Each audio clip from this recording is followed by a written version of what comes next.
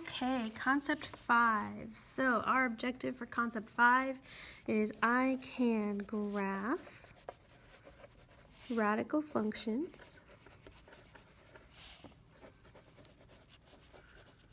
and identify features of graphs.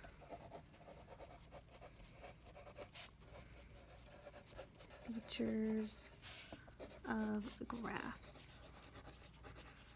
All right, so that's our objective for this lesson. So there's going to be two types of radical functions we're going to be investigating. One is the square root and one is the cube root. So we're going to talk about both of those in this lesson. Okay, so the parent function for square root is f of x equals the square root of x. Pretty simple. Okay, so when we graph these, we're going to do like how we did with graphing exponential functions. We're going to make a table, our xy table.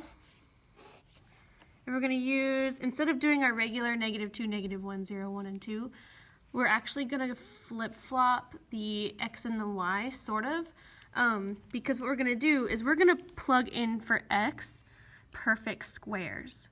Numbers that I know will give me a whole number. Because if I just plug in any number, it's not going to work out the way I want it to.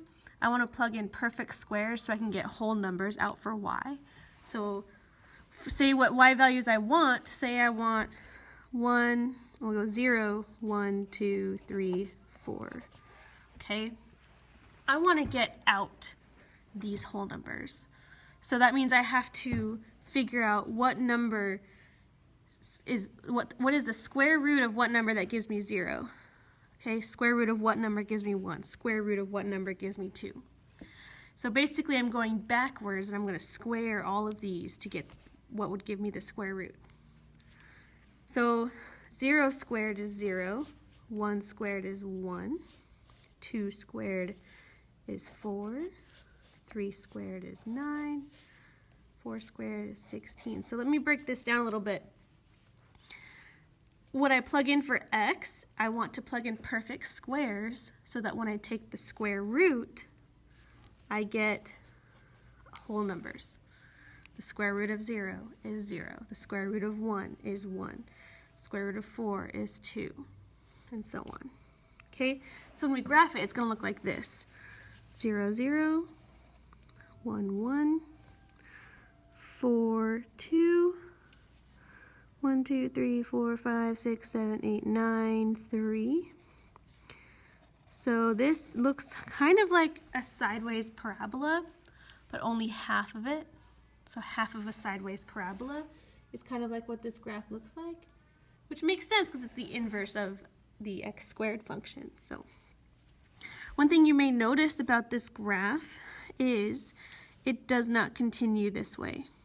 I cannot take the square root of a negative number because when I do that, I get imaginary numbers, and we don't want imaginary numbers. So my endpoint is where the graph stops. So the endpoint of this graph is 0, 0.